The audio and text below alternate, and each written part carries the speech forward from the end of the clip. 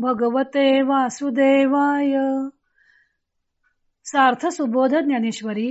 लेखन व वाचन सौ मनीषा भास्कर अभ्यंकर, महाराष्ट्र, मिरज 416410. अध्याय 13वा. क्षेत्र क्षेत्रज्ञ योग. परब्रह्म वर्णन भाग 4. ओव्या आहेत 883 ते 889. विश्वतश्चक्षु, विश्वबाहू, विश्वमूर्ती इत्यादी विशेषणाने श्रुतीनं परब्रह्माचं ते निर्गुण असूनही सगुणाप्रमाणे वर्णन केलं. त्याचं कारण ज्ञानदेव सांगत आहेत.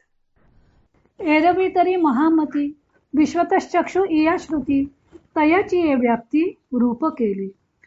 हे बुद्धिमान अर्जुना, सहज विचार करून पाहिले तर विश्वतश्चक्षु या श्रुतीने त्या वस्तूच्या व्याप्तीचे वर्णन केले. वाचूनी हस्त नेत्र पाये हे भाष्य तेथ के आहे, सर्व शून्याचा न साहे निष्कर्षुजे. एरवी ब्रह्म हे सर्व शून्यपणाचा शेवट आहे. हाही सिद्धांत ज्या ठिकाणी सहन होत नाही त्या ठिकाणी म्हणजे ब्रह्मवस्तूच्या ठिकाणी हात पाय डोळे हे बोलणे कुठे आहे. पै कल्लोळाते कल्लोळे ग्रासी जत असे ऐसे कळे, परे ग्रसिते ग्रासा वेगळे असे काही. एका लाटेने दुसऱ्या लाटेला गिळून टाकले असे कळते म्हणजे वाटते, परंतु तेथे ग्रासणारे हे ग्रासले जाणाऱ्याहून वेगळे आहे का. तैसे साचची जे एक तेथ के व्याप्य व्यापक, परे बोलावया नावेक करावे लागे. त्याप्रमाणे खरोखर जे एक आहे तेथे व्याप्य म्हणजे व्यापले जाणारे व व्यापक म्हणजे व्यापणारे असा भेद कोठे आहे, परंतु बोलण्याकरता व्याप्य व व्यापक असा भेद क्षणभर करावा लागतो. पै शून्य जै दावावे जाहले, तै बिंदुले एक पाहिजे केले, तैसे अद्वैत सांगावे बोले, ते द्वैत कीजे. शून्य हे जेव्हा दाखवायचे असते तेव्हा एक बिंदुले करावे लागते. त्याप्रमाणे अद्वैत जेव्हा शब्दाने सांगायचे असते तेव्हा द्वैत करावे लागते. एरवी तरी पार्था गुरु शिष्य सत्पथा, आडळू पडे सर्वथा बोल खुंटे. अर्जुना, अद्वैताचे वर्णन करण्याकरता द्वैत केले नाहीतर गुरु शिष्यांच्या सन्मार्गाला म्हणजे संप्रदायाला पूर्णपणे अडथळा येईल व बोलणेच खुंटेल. म्हणून गा श्रुती द्वैत भावे अद्वैती, निरूपणाची वाहती वाट केली. अर्जुना, म्हणून श्रुतीने द्वैताच्या सहाय्याने अद्वैताच्या ठिकाणी वर्णन करण्याचा मार्ग मोकळा करून दिला.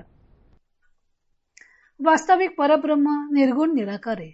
मग त्याचं वर्णन भगवंतांनी सगुण साकार असल्याप्रमाणे का केलं आहे असा प्रश्न ज्ञानदेवाने उपस्थित केला आहे व त्याचे उत्तर दिलेलं आहे.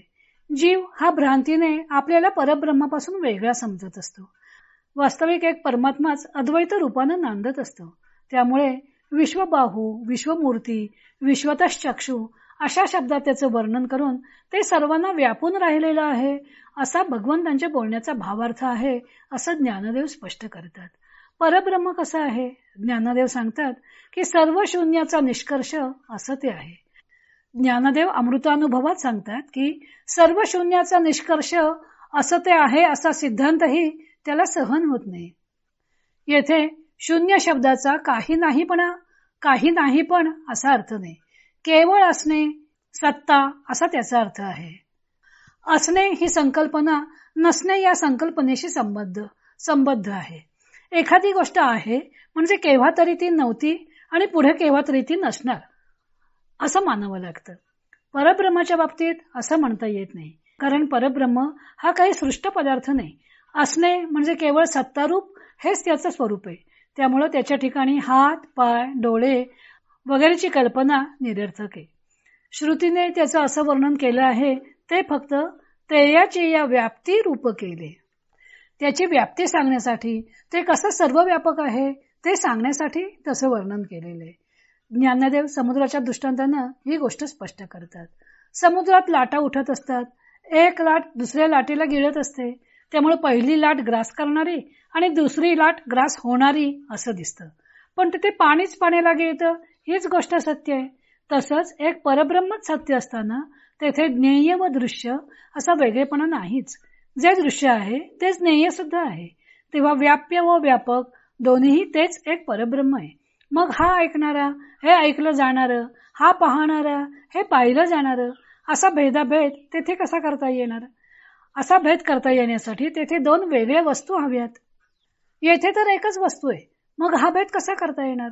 परंतु बोलावया नावेक करावे लागे. ज्ञानदेव सांगतात, ते ज्ञेय आपल्या समजुतीच्या कक्षेत आणण्यासाठी अशी द्वैती भाषा वापरावी लागते. त्यासाठीही ज्ञानदेव आणखी एक दृष्टांत प्रस्तुत करतात. शून्य म्हणजे अभाव हे दाखवण्यासाठी सुद्धा एक पोकळ बिंदू काढून दाखवावा लागतो.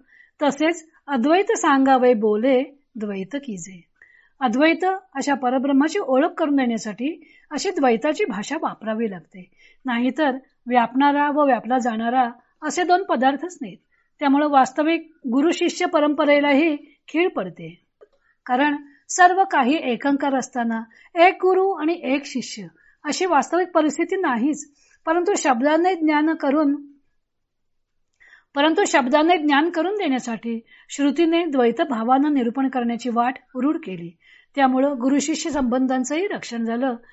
असं स्पष्ट करून ज्ञानदेव भगवंतांनी परब्रह्मासाठी वापरलेल्या विशेषणांचं स्पष्टीकरण करत आहेत. तो भाग आपण उद्या पाहू.